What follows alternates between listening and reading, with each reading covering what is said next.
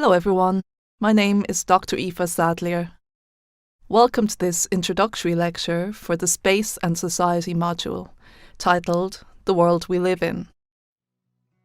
On this module, we'll be exploring how human societies organise and identify themselves around the world. In essence, how do they use space? As we will see as the module progresses, space is not only a geographical concept that marks off land, be it in the forms of cities, neighbourhoods, or villages. Rather, who has, or indeed hasn't, got access to space is shaped by political, economic, socio-cultural, and even ecological considerations.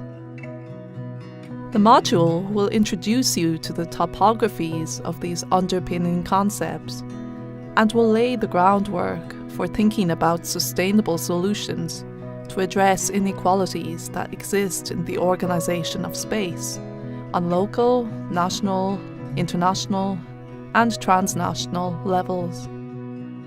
But first, in this lecture, we will examine the fundamental issues of our time and what is at stake if we fail to address these now.